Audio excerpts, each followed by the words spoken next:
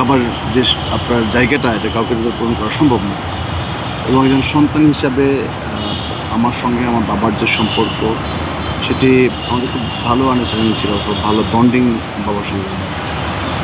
তো সেটা হঠাৎ করে যখন আমি জানতে পারলাম যেরকম একটা ঘটনা, আসলে আমি আমার স্টিল না, এটা আমার বিলিভ হচ্ছে না, আমার মানতে খুব কষ্ট হয়। আমার কাজিনের হাজব্যান্ড তার মাধ্যমে জানলাম আমার আম্মু অনেক অসুস্থ। আমার বাবা কিন্তু খুব নৈতিক গুণ সম্পন্ন মানুষ।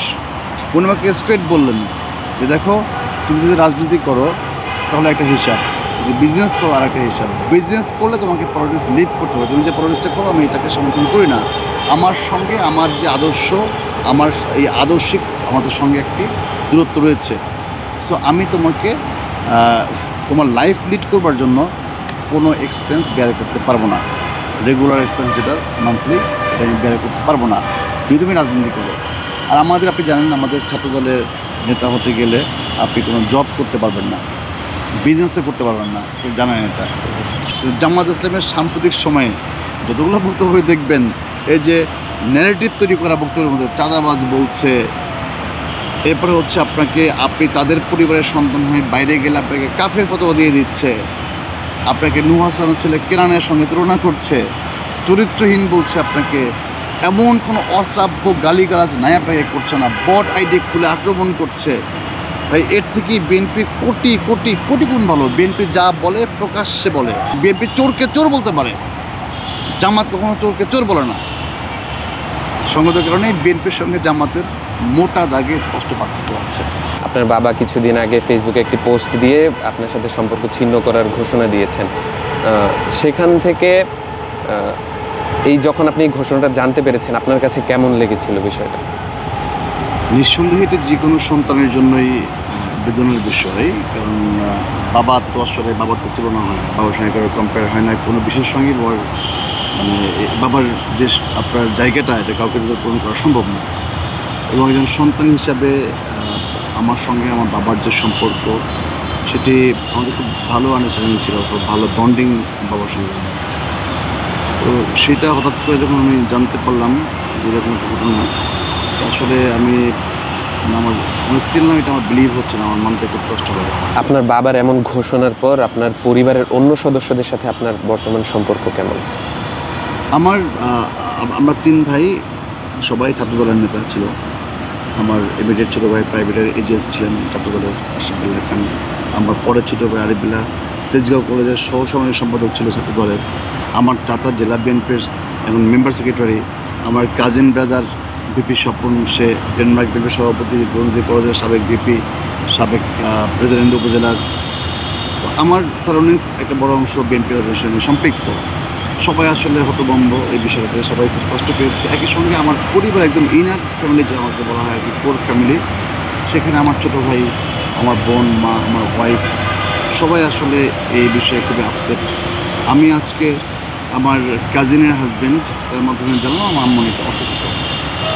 এই ঘটনাটা অসুস্থ পড়েছেন। আপনার এবং আপনার বাবার সাথে এই রাজনৈতিক বিভেদ থাকার কারণে কোনো ধরনের ঘটনার সম্মুখীন হয়েছেন কিনা? আপনার বাবার সাথে এমন কোনো ঘটনা ঘটেছে কিনা? আমার বাবার সঙ্গে কোনো রাজনৈতিক বিরোধ ছিল না। আমি এমন একটা মানুষ, আমি পরিবর্তিত প্রেক্ষাপটকে খুব ভালো অ্যাডজাস্ট করতে পারি। আমার দলে কিন্তু আমার অনেক বঞ্চনা আছে, কিন্তু সেগুলো আমি নীরবে সহ্য করেছি। আমি জানি যে রাজনীতিক এটা মসৃণ পথ না, এটা বন্ধুর পথ। এখানে হাঁটতে গেলে আমাকে হোঁচট খেতে হবে, তো সেগুলোকে আমাকে অ্যাডজাস্ট করতে হবে। আমি যখন মাস্টার্স কমপ্লিট করলাম, আমার বাবা কিন্তু খুব নৈতিক গুণ সম্পন্ন মানুষ। উনি আমাকে স্ট্রেট বললেন যে দেখো, তুমি যদি রাজনীতি করো তাহলে একটা হিসাব, যদি বিজনেস করো আর একটা হিসাব। বিজনেস করলে তোমাকে পলিটিক্স লিভ করতে হবে, তুমি যে পলিটিক্সটা করো আমি এটাকে সমর্থন করি না। আমার সঙ্গে আমার যে আদর্শ, আমার এই আদর্শিক আমাদের সঙ্গে একটি দূরত্ব রয়েছে। সো আমি তোমাকে তোমার লাইফ লিড করবার জন্য কোনো এক্সপেন্স বেয়ার করতে পারবো না, রেগুলার এক্সপেন্স যেটা মান্থলি, এটা আমি বেয়ার করতে পারবো না যদি তুমি রাজনীতি করো।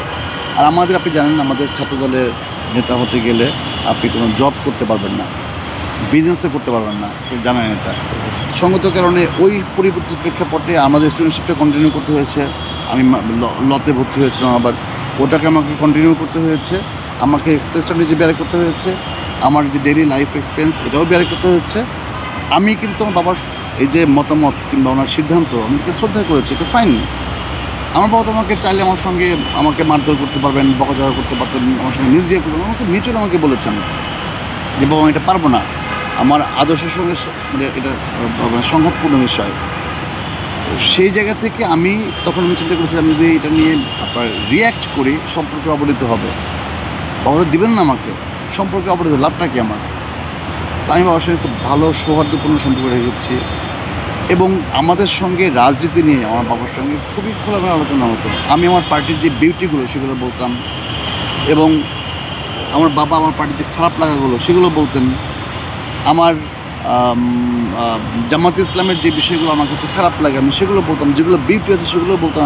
আমরা খুব খোলামেলা আলোচনা করতাম। রাজনৈতিক কারণে কখনোই আমার বাবার সঙ্গে আমার বিরোধ এমন পর্যায়ে যায়নি যেটা আসলে শত্রুতার পর্যায়ে পরিণত হবে, এরকম কখনো ছিল না আমার সঙ্গে।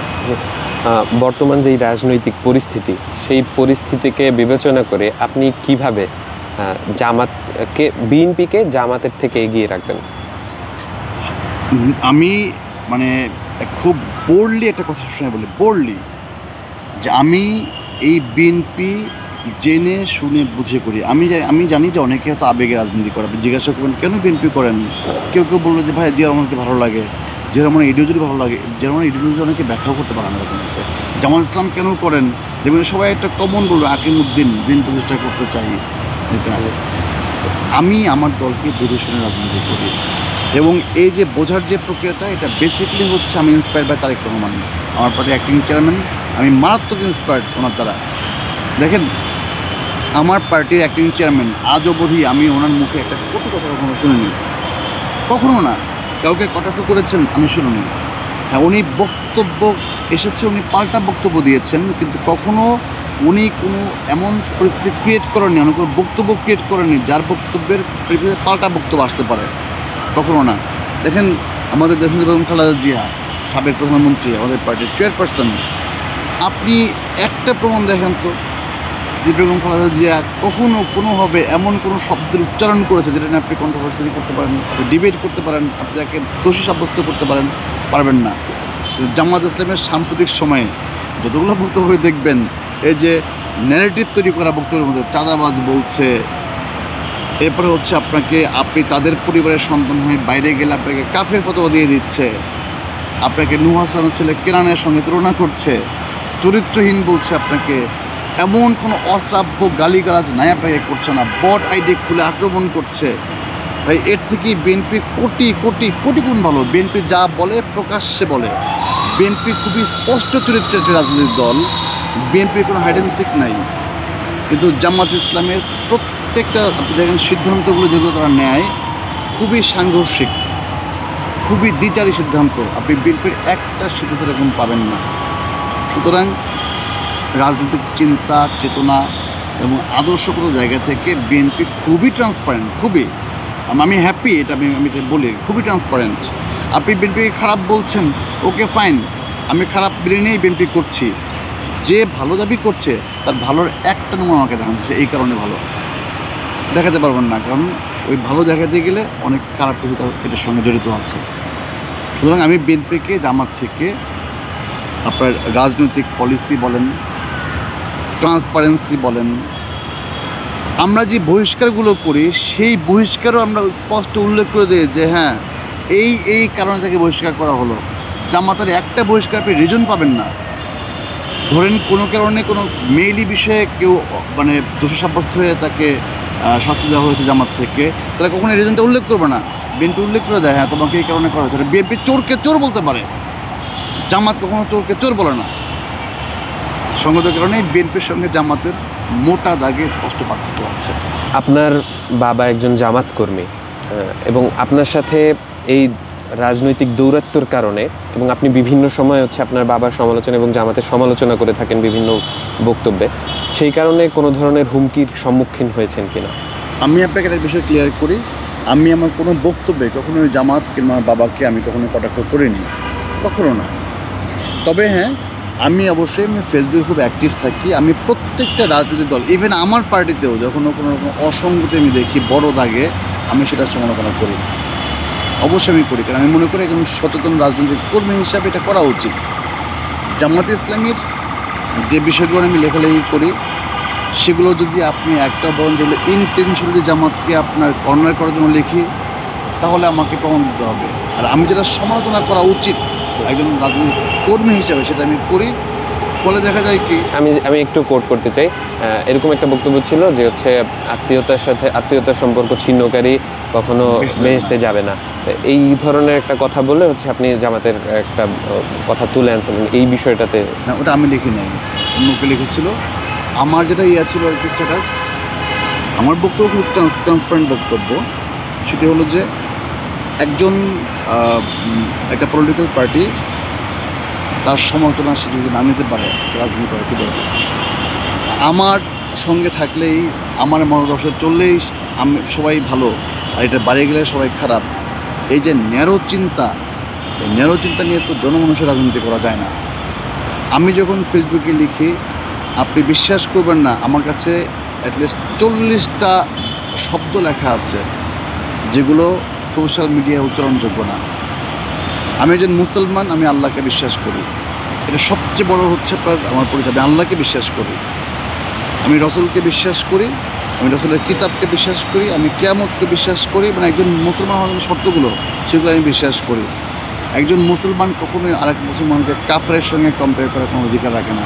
জামাত ইসলামের আমাদের আগলঝাড়া উপজেলা সেক্রেটারি, উনি সরাসরি ফেসবুকে স্ট্যাটাস দেন যে আমি একজন কুলাঙ্গার, এবং নুহু আলাইহিস সালামের কেনান ছিল, আমি একটা কেনান। আমার বাবা হচ্ছে নূহ ইসলাম নবীর মতো, আর আমি হচ্ছিল কাফেরের মতো। যে রাজনৈতিক দলের একটি উপজেলার সেক্রেটারি এ ধরনের স্ট্যাটাস লিখতে পারে, শুধু তাই না, সাবেক নেতৃবৃন্দ শিবিরের, এমনকি আবার বিভিন্ন পর্যায়ের দায়িত্বশীল, তারা প্রতিনিয়ত আমার আমার সঙ্গে ফেসবুকে আমাদের পাবলিক করা আমার আইডি, বিভিন্ন জায়গায় গিয়ে তারা আমাকে কুলাঙ্গার, কমনভাবে আমাকে কুলাঙ্গার তৈরি করে দিচ্ছে। এবং কেনান, আমি নূহ ইসলামের কেনান, আমি কাফের, আমাকে এইভাবে ট্যাগ দিচ্ছে এভরিওয়্যার। এবং আপনি তার সঙ্গে রিলেটেড না, যেখানে তার কথা না বললেও চলে, কথা না বলাই উচিত তার, এটাই মানে সোশ্যাল মিডিয়া এটিকেট, সেখানেই কি আমাকে এই ধরনের মানে অশালীন অশ্রাব্য ভাষায় তারা গালাগাল করছে। আপনার সাথে যেই ঘটনাগুলো ঘটছে বা ঘটেছে, এর ফলে আপনার জামায়াতের প্রতি মূল্যায়ন কি? জামাত সম্পর্কে আমার স্পষ্ট মূল্যায়ন, সেটা হচ্ছে যে একটি রাজনৈতিক দল হিসাবে যদি কেউ দাবি করে আমি গণমানুষের দল, ওয়েলকাম। সেটা জামাত হোক, এনসিপি হোক, জাতীয় পার্টি হোক, অন্য যে কোনো পার্টি হোক, ওয়েলকাম। কিন্তু আমার সঙ্গে যা ঘটলো এবং এখনও যা ঘটছে সোশ্যাল মিডিয়াতে, যেসব ভাষার ব্যবহার করা হচ্ছে, এটি কোনো সভ্য সুস্থ রাজনৈতিক দলের নেতাকর্মীর ভাষা হতে পারে না।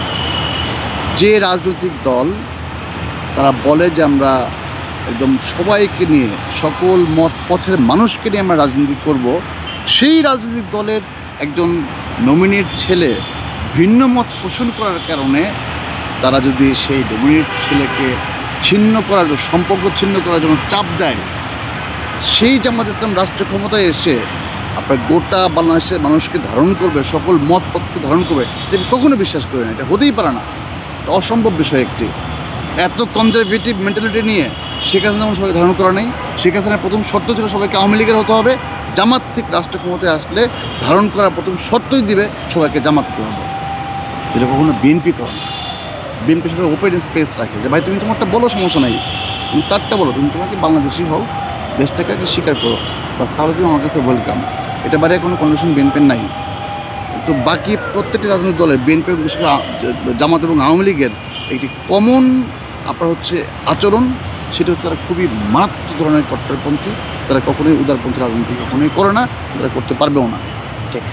আপনি আপনার বক্তব্যে কিছুক্ষণ আগে বললেন যে আপনার মা অসুস্থ, আপনি আপনার এক আত্মীয়র মাধ্যমে জানতে পেরেছেন। তো এটা জানার পর আপনি আপনার পরিবারে গিয়েছিলেন কিনা, বা এখন আপনার পরিবারের আপনি সেখানে যান কিনা, বা তাদের সাথে যোগাযোগ রাখেন কিনা, যদি আমাকে একটু বলতেন। আমি আমার বাবাকে ফোন দিয়েছিলাম, বাবা ফোন রিসিভ করেননি। আর আমি আমার মাকে ফোন দিইনি। আসলে আমি খুবই আনইজি ফিল করছি ফোন দিতে, আসলে যে পরিস্থিতি দাঁড়িয়েছে এখানে। আমি আমার এলাকাও যাইনি।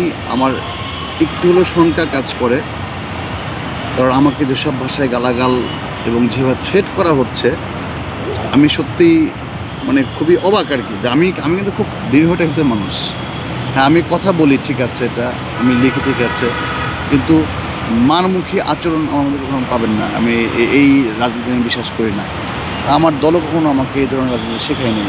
ধরে মেরে থাপ্পড় দাও, তোমার মতের সঙ্গে না মিললে গালাগাল করো, না মিললে তুমি ওকে পিটাও, এরকম রাজনীতি আমার দল আমাকে শেখায়নি। এবং এইসব কারণে আমি এলাকার থেকে যাচ্ছি না এখন। তবে অবশ্যই আমি যাব, আমার নমিনি যখন আমার বিএনপির নমিনি যখন ফুল মাঠে মুভমেন্ট করবেন আমি অবশ্যই যাব, আর আমি আমার দলের জন্য কাজ করব। আপনার বেড়ে ওঠা যে পরিবারে, সেই পরিবার জামাতের রাজনৈতিক মতাদর্শে বিশ্বাসী। সেখান থেকে এমন একটা এনভায়রনমেন্টে থাকার পরও আপনার বিএনপির রাজনৈতিক মতাদর্শে বিশ্বাসী কীভাবে হয়ে উঠলেন আপনি? আমি যখন ক্লাস 7-এ পড়ি তখন থেকে আমার বাবা আমাকে শিবিরের সঙ্গে সম্পৃক্ত করার জন্য চেষ্টা করতেন। আমার একটা ভালো সার্কেল আছে, খুব নাইস সার্কেল, যারা এখন জামাতের সঙ্গে রিলেটেড, জেন্টো, এডুকেটেড। তো আমি স্কুল লেভেল থেকেই আমার কেন জানি ম্যাচ হতো না, কোনো রিজন নাই। আমি ধরনের খুব কারণ দরকার, এরকম রিজন নাই। তবে কিছু বিষয় আছে, এগুলো যদি আমি এখন ব্যাখ্যা দিই বলি, তাহলে হয়তো বা কেউ এগুলোকে সিলি কারণ হিসেবে দেখবে। বাট আমার ওই বয়স থেকে আমার মনোজাগতিক বিষয় এগুলো খুব বেশি প্রভাব ফেলেছে। যেমন ধরেন, আমি যখন ক্লাস 9-এ পড়ি, আমাদের সিরাজগঞ্জ দুটো বাড়ি ছিল। একটা বাড়ির ঠিক পাশে শিবিরের একটা মেস ছিল।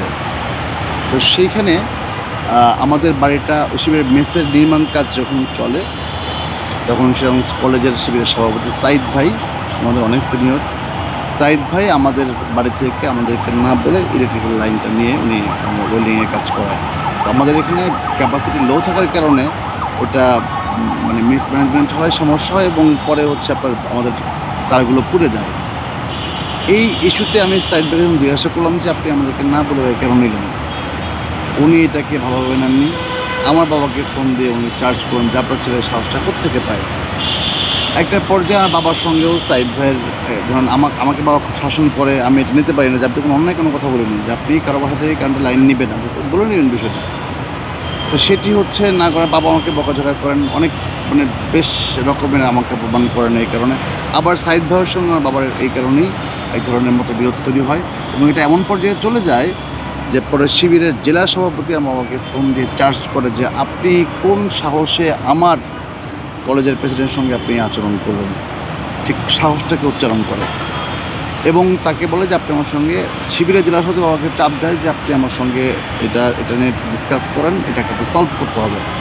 আব্বু তাকে বলে যে দেখো তুমি বিষয়টা ভুল বুঝছো, সেটা এরকম না, ঠিক আছে আমি তোমার কাছে আসছি।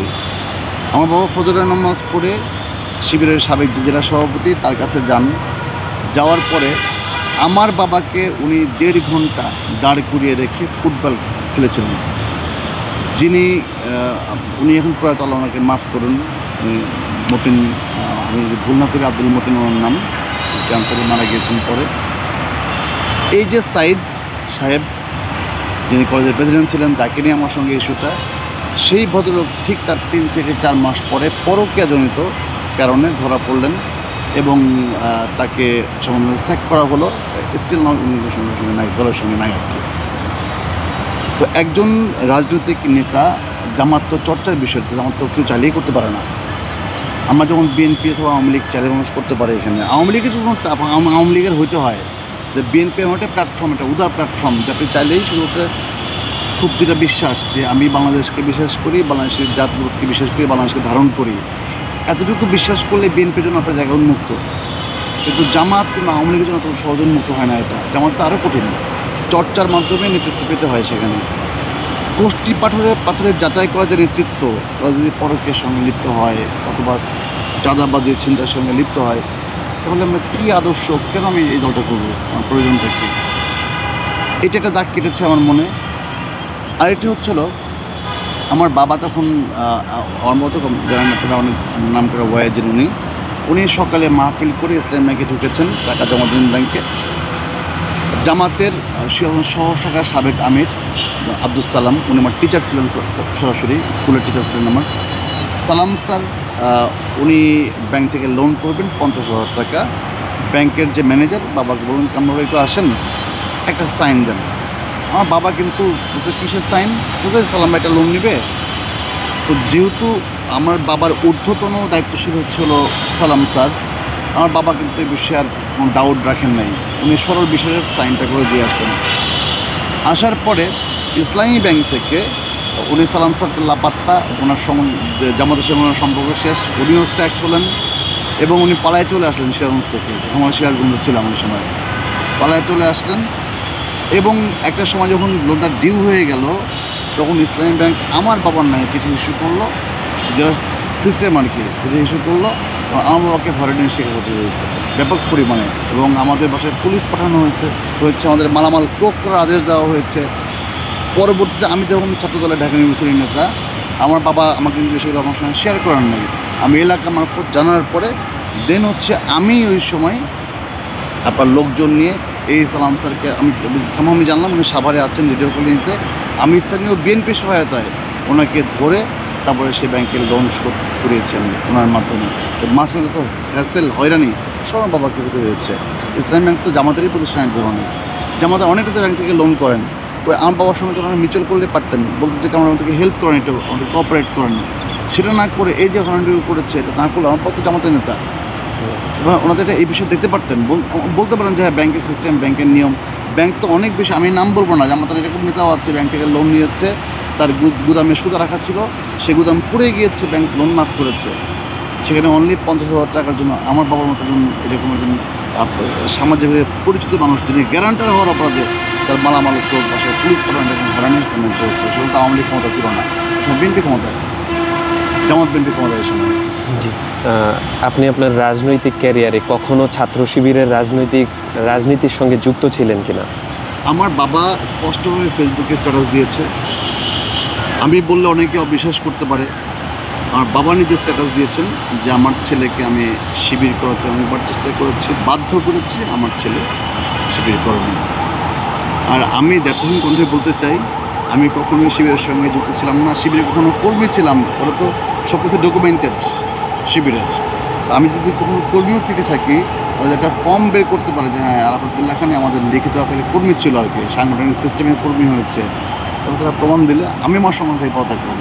আপনার সাথে ঘটা এই ঘটনার ফলে আপনার যেই দল বিএনপির থেকে আপনার প্রতি মূল্যায়ন কী ছিল?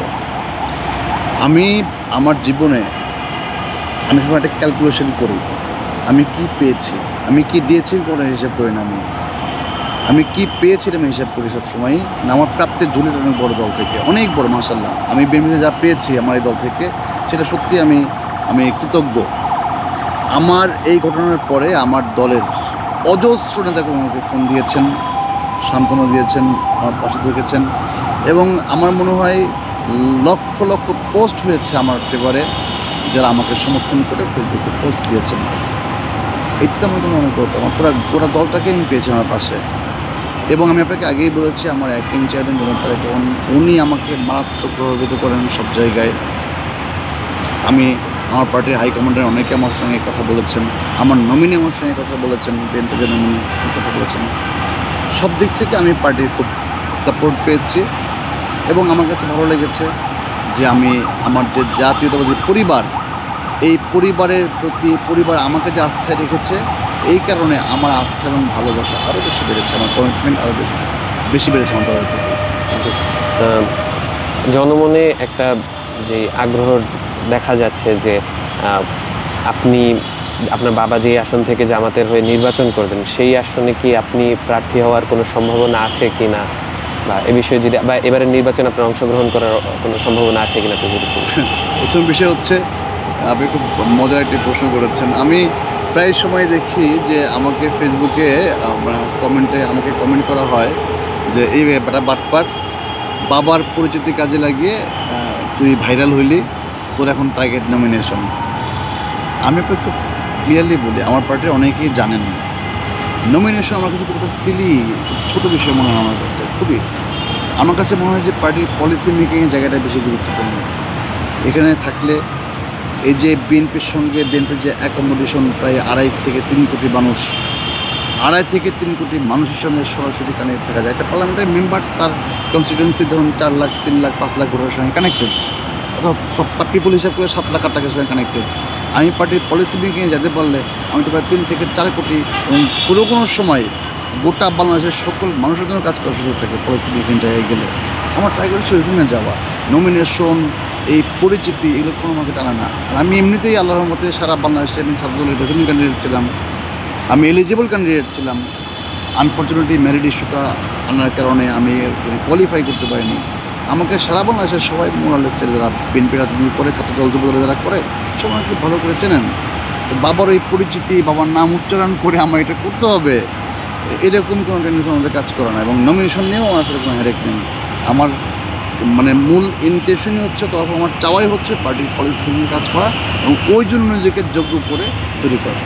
আমি সবার উদ্দেশ্যে একটি কথা বলি, আমাদের রাজনৈতিক কর্মী, আমরা মুখে যাই বলি, স্টেজে যেটাই বলি, কাগজে যেটাই লিখি, আসলে এইটা আমাদের শেষ জায়গা না।